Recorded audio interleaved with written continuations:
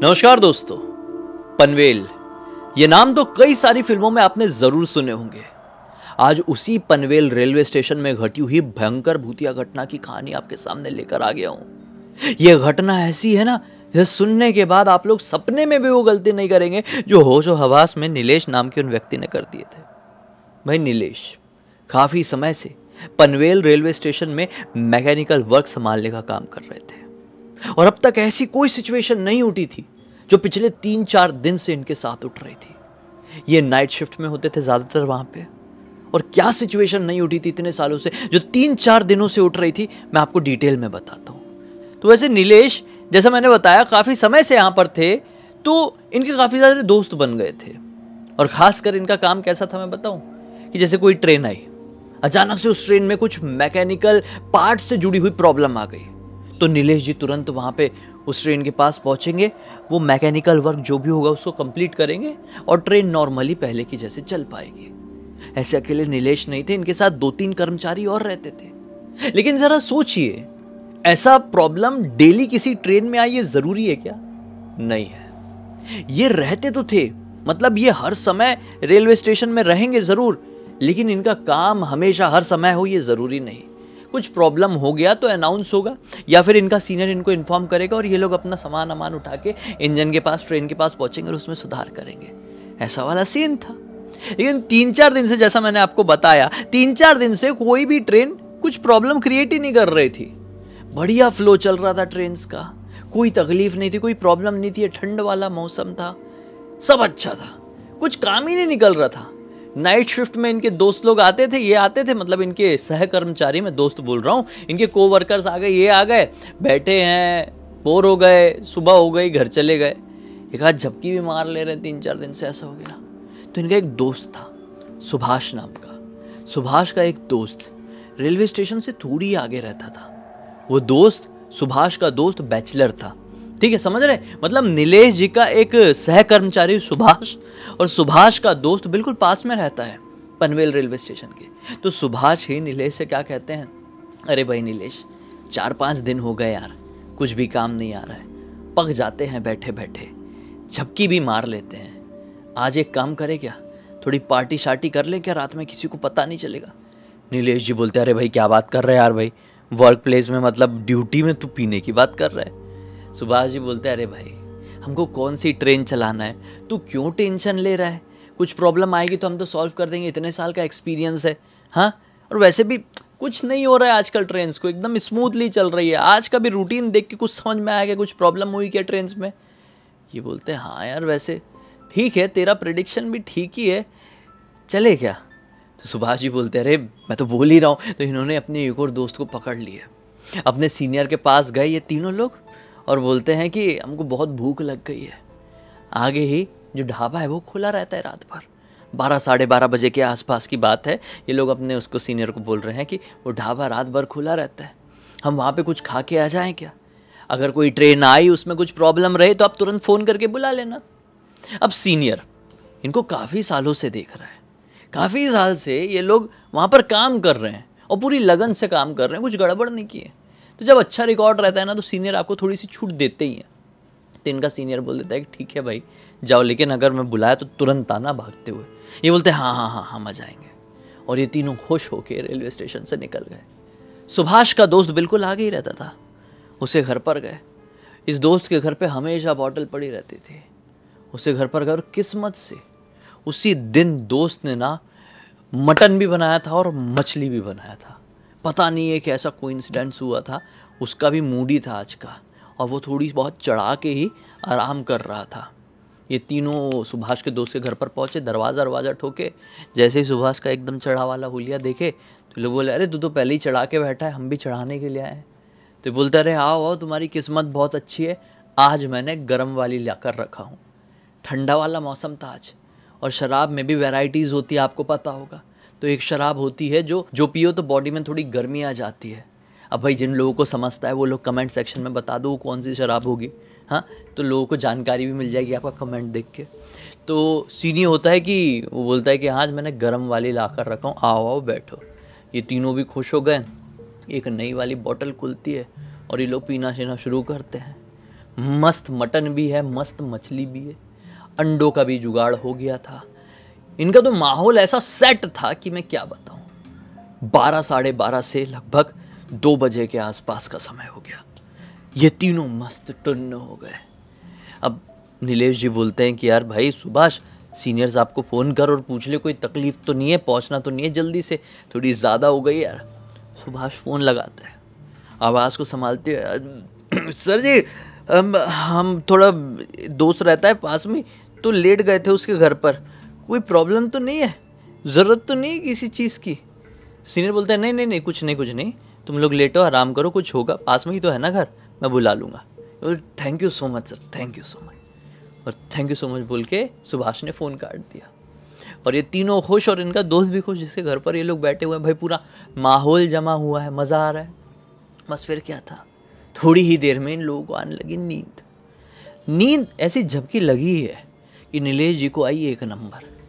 ये बोलते हैं अरे भाई मैं 1 नंबर करके आ जाता हूँ।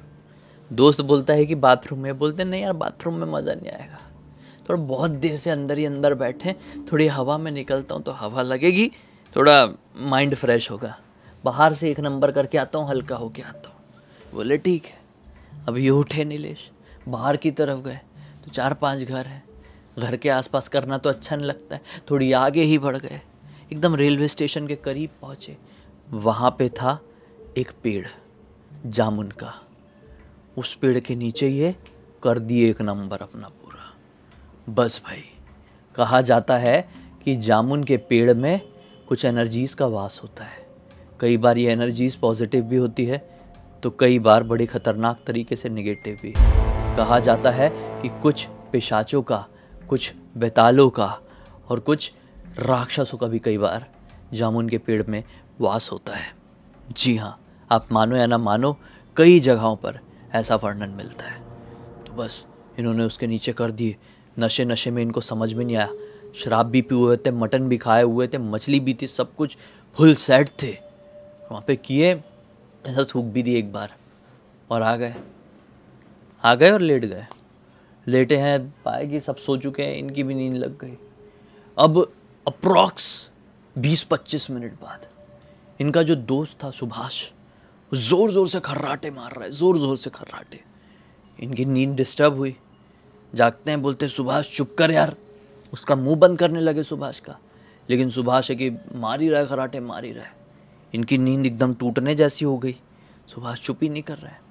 ये बोले अरे यार ऐसे में तो मैं सो ही नहीं पाऊंगा। जैसे तैसे करके तकिया उठाया, कान में दबाने लगे, नीचे गद्दा बिछा के सो रहे थे सब लोग, कान में दबाने लगे। इतने में वो घर की ना खिड़की बिल्कुल इनके मुंह के सामने पड़ रही थी। उस खिड़की में ऐसा कोई आके खड़ा हुआ, ऐसा समझ में आया, खिड़की खुली हुई थी थोड़ी सी, कोई आकर खड़ा हुआ। एकदम ध्यान से देखे कि ऐसी खिड़की खुली हुई है, कौन अचानक से आया, हम लोग ऐसे सो रहे हैं। क्या देखते हैं कि एक लड़की जिसकी उम्र 13-14 साल के आसपास की रही होगी। बॉडी पोस्चर से समझ में आ रहा था, बॉडी की बनावट से समझ में आ रहा था, 13-14 साल की लड़की ऐसे आके खड़ी हुई खिड़की में और अंदर की तरफ देखने लगी।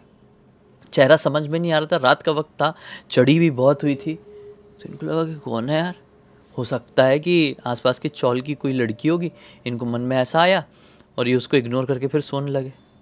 फिर आवाज़ आई कि खिड़की कोई ऐसे नॉक कर रहा है। फिर सोचे कौन है यार, कौन नहीं, जागता हूँ। ये वापस से आँख खोल के देखे तो लड़की ना ऐसी खिड़की के अंदर हाथ डाल के इशारा करके ऐसा बुला रही है। ये पूछ भी रहे कौन है तू, कौन है? वो लड़की ऐसा करके बुला ही रही है। ये सोचे कि सब लोग सो रहे हैं, बाहर एक लड़की खड़ी है, इसको कोई प्रॉब्लम तो नहीं हुई, कोई मुसीबत में तो नहीं है, उठ के देखता तो हूँ सही। हाँ, ये उठे और बाहर निकले, एकदम खिड़की की तरफ पहुँचे तो क्या पाए कि वो लड़की आगे बढ़ने लगी, रेलवे स्टेशन की तरफ बढ़ने लगी, जाने लगी। ये भी पीछे पीछे जा रहे हैं कि कहाँ जा रही है, रेलवे स्टेशन की तरफ क्यों जा रही है। अब इनका नशा थोड़ा उतर गया, तो कि घबराहट हुई इनको कि बेचारी लड़की कोई प्रॉब्लम में तो नहीं है, तो घबराहट में नशा उतर जाता है, कम हो जाता है। तो ये वो जाने लगी तो ये आगे जा रहे हैं। इतने में पीछे से आवाज़ आती है इनके दोस्त सुभाष के, अरे नीलेश कहाँ चल पड़ा। ये पलट के देखे सुभाष की तरफ, तो सुभाष जी भी अपनी शर्ट वर्ट संभालते हुए आ ही गए थे। बोले अच्छा स्टेशन जा रहा है, चल चल मैं भी चलता है, नहीं तो अपने सर जैसा आज मौका दे दिए थे, अगली बार से देंगे नहीं, हम तो कुछ ज़्यादा ही फ़ायदा उठा रहे हैं, बहुत देर हो गई निकले हुए, चल चल चल। तो ये अपने दोस्त को कुछ बता पाते, उससे पहले वापस पलट के देखे तो कोई लड़की दिखाई नहीं दी। तो सुभाष बोलते क्या हो गया, क्या इतनी हैरानी से देख रहा है, चलना आगे। ये बोलते बोलते चुप हो गए। अपने दोस्त सुभाष को इन्होंने नहीं बताया कि मैंने किसी लड़की को अभी देखा था खिड़की में और उसको देखते देखते मैं यहाँ पर आया था, नहीं बताया अपने दोस्त सुभाष को। और ये दोनों, ये तीनों, मतलब साथ में फिर पीछे तीसरा वाला भी आ गया और ये तीनों स्टेशन में पहुँच गए। स्टेशन में देख रहे हैं इनके सीनियर साहब भी थोड़ा आराम ही कर रहे हैं चेयर वेयर में, पैर वैर फैला के। ये सोचे यार कोई ट्रेन वेन का ऐसा कुछ असर भी समझ में नहीं आ रहा है, रेलवे स्टेशन लगभग पूरा खाली है, चलो। इनको ना एक कमरा अलॉट हुआ था, एक प्लेटफॉर्म के बिल्कुल लैंड वाले हिस्से में इनका एक कमरा रहता था कि वहीं पे थोड़ा सा भी पैर कमर सीधी करते हैं। और क्योंकि अभी तो कुछ समझ में नहीं आ रहा है, कम से कम रेलवे स्टेशन में आ गए, कोई टेंशन नहीं है। ये तीनों आ गए, अपना वो वाला कमरा खोले, वहाँ पर भी इनको चटाई और गद्दा वगैरह का जुगाड़ रहता था, तो वहाँ पर भी ये मस्त से लेट गए। और ये सुभाष को और अपने तीसरे वाले दोस्त को बता ही नहीं पाए कि मैंने वहाँ पर क्या देखा था, किसी लड़की को देखा था, वो रो रो के मुझे बुला रही थी। सो गए। फिर सोते सोते कुछ देर हुई है, अप्रॉक्स 3 बजे के आसपास। फिर इनका दोस्त सुभाष जोर जोर से खराटे लेने लगा। फिर इनका दिमाग खराब हुआ कि वहीं पर, वहाँ पर भी ऐसे ही कर रहा था, सोने नहीं दे रहा था, यहाँ पर भी ऐसे ही करने लगा। ये उठे ही हैं उसका मुंह बंद करने के लिए, इनको ऐसा फील हुआ कि पीछे से हमें कोई देख रहा है। ये घबरा कर पीछे पलट कर देखते, इनके कमरे के अंदर से ऐसा फील हुआ। ये जैसे पीछे पलट कर देखे तो क्या पाए कि वही लड़की कमरे के अंदर खड़ी है। इनका दिमाग ही खराब हो गया। खिड़की बंद है, दरवाज़ा बंद है, वो लड़की आई तो आई कैसे अंदर। ये ऐसा इशारा करके पूछते हैं कौन है ऐसा पूछते हैं।